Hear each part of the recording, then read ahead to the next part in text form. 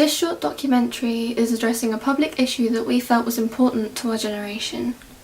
It's about young, aspiring musicians that are trying to get their name out there but are not getting their music recognised. We wanted to figure out why this is an issue in the first place, and so to start with, we gained an exclusive interview with a local band called the Real McKoys. We asked them a little bit about themselves, along with what they're finding difficult when trying to move up in the music industry.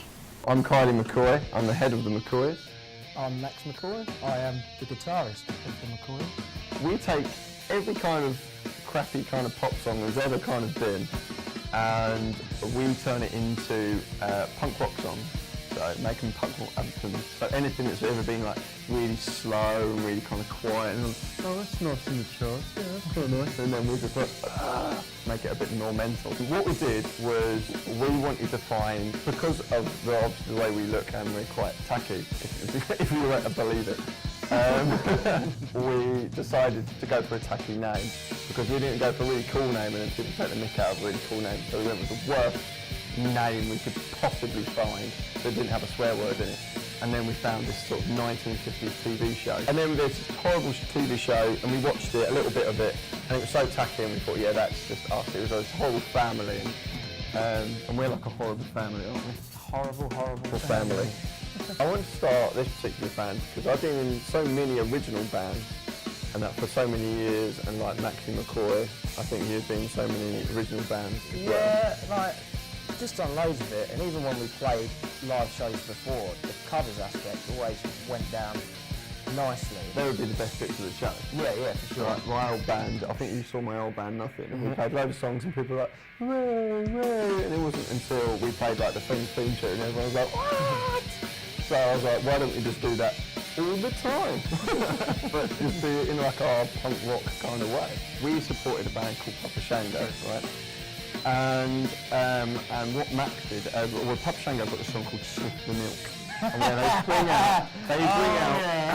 they bring out actual out-of-date milk. Max, being the hardcore punk that he is, thought it would be a funny idea to just take the milk and just drink it, thinking, oh, it's not actually out of date. Yeah, it's very much out of date. And you were just running around because you couldn't find the loo. And that's when I first saw you, this massive moped with out-of-date milk in your mouth. And I just remember you coming out. Yeah, very much so.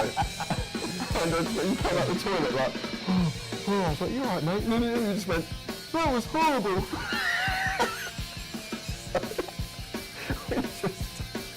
Yeah, I was like, right, get him in my band. I don't even care if he can't play guitar. We'll find something to do. Yeah. And that's how Max got into the band. We don't like to say that we do covers. We're not a covers band because I've been in an originals band, and writing a song about a girl or making it emo like My Chem or something like that was easy compared to taking someone else's song and making it punk rock and making it fit and work and making it also a part of our show and making it sound like us, because you can cover any song but making it sound punk rock and our kind of punk rock. It's so bloody hard. Yeah, making it just sound good. Yeah. Because you can just be like, oh, I'll play that but with a guitar, and like sometimes it just doesn't work. You need to be quite careful about how you're doing it. So it isn't about the money really, as long as it sounds. But that's a big thing now. We've got like bloody bills. Yeah, at the end of the day you got to survive, haven't you? Yeah. But then like, no, but if you can get to a stage where the band travelling around supports itself, even if you come back and it's like, oh, you know, we didn't lose any money, so that's alright. Maybe live in a van for a year or something, I'd happily do that. Shows not paying us. Yeah. I've done a few of them. Well, Maxie McKoy gets very angry. Well, we do these shows and people go, oh, they're for charity, I'm like, well, what's your charity number? And if you search for charity number, you can actually see a charity event on the actual charity's website, and if they don't do that, we don't do them. We had one that was the bar staff didn't like us, and I was like, that was the worst one. And I was like, well, you're not there to enjoy it, you're there to do your job and serve people. Paul Perslav. Yeah, exactly. It's just like, the crowd enjoyed it, so why aren't you paying?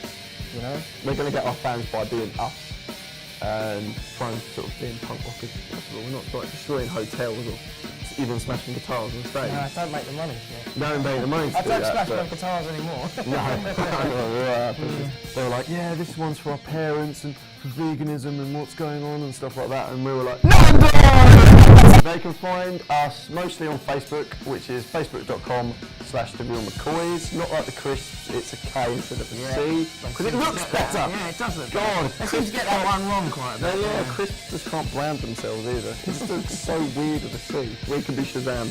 Yeah, we can be Shazam. We're on YouTube as well. You can see like clips of our videos, Live shows. Yeah. We've been going 5 years. It was only last year that it really went. Yeah, for sure. So, it takes time, you know. Don't give up. I know it can seem like a complete no-ender when you come out of either when you do music as education or music in anything and you come out of it and you want to do it on your own and stuff like that. And it just seems such a kick in the of just how people treat you or that you're an artist and you don't get any respect for it, or you'll plough away at this album that you've done yourself and put that out there and then no one gives a or he gets one like on Facebook and stuff like that. Don't give up, because there are people out there that want to listen to it. After speaking with the Real McKoys, we decided to contact someone who's already in the music industry, someone who's gained an established career and is moving up slowly. We spoke to someone called Feidhelm Griffin. He's a sound engineer and producer within the music industry. We asked him a little bit about his experience and how he managed to work to where he is now. Hey, I'm Feidhelm Griffin. I do sound engineering. I record for some bands, I mix master for people online, and I play live gigs and I record live shows. I started when I was about 10 years old. And I'm 20 now, so I've been playing for 10 years. But back when I was 15, at my secondary school, I got into the live sound. So from there, I started just to take a keen interest in music technology. And from there, I went into sound engineering, and I started getting into mixing, recording, working with bands, and doing live shows for people. Well, when you're looking for a new sound, you want to pick something that's like something that hasn't necessarily been picked before. It's hard to find something new. So, you know, there's just so much going on with the way music's moving these days. But I generally try to find something that will make the hairs raise on my arm. It's like, whoa, I could do something with this. Some advice to give to bands just want to get out there, it's probably best just like, you need to stick yourself out there and play live shows. Fortunately myself, when I was younger, I used to play with groups. So it's a case of, oh, come to this training, or we're playing for this band tonight. Like tonight I'm opening for a band in King's Cross, and it's just through networking that I have. So it's within the music industry, it's not so much what you know, it's who you know, and that's always just been like the case with the industry. So the best way to get in with a band, or just to frontline with a band, like if you knew someone from the band, or if you had a connection, like an artist manager or something like that, that's probably the best way to get about getting for live shows. But if you want your stuff to go popular viral, you need to go through social media. There's no better way to do it. My inspiration for making new music is purely just from, if I hear a new type of music genre, I'm like, oh, that sounds pretty good. So I'll be like, all right, let me see if I can try to do it. And this future funk piece, I literally only heard of the genre like 2 weeks ago. And I thought, right, it's not too hard. It's like a simple bass line. It's got this, it's got that. That's what you need to do to this. And then I found that it's not too big of a market. There's one person who had brilliant music, but only like 70 listens. So I was like, I messaged them, they got back to me, we started talking. So it's the same case again of talking to people and getting to know them. So the best way to network would be to go to events, play gigs. So I would, when I'm doing my sound engineering stuff for live events, I would give out my business card, or just give out my number, or I'd mingle with people at the bars, at local places. And there's this place I went to, I can't remember the name of it at all, but I gave my card to someone there, and we work with each other now when they have live events and they need a second sound engineer to help out with the live stuff. It's a constant market of, if you're quiet, you're not going to get heard. If you're getting the stuff but it's still not working, it might be your music, you might not be playing the best music for you, it might not be best for the current like pop culture at the time. Like certain music like 10 years ago isn't the same as what's good now, but like what's good now might not be the same as what's good in 10 years time again, or next week. It can change. It's a really quick market, it will change quickly again. So you just need to keep an eye on the trends and just go along with that. Cause if you are selfish to leave yourself helpless, you may find it's better to live it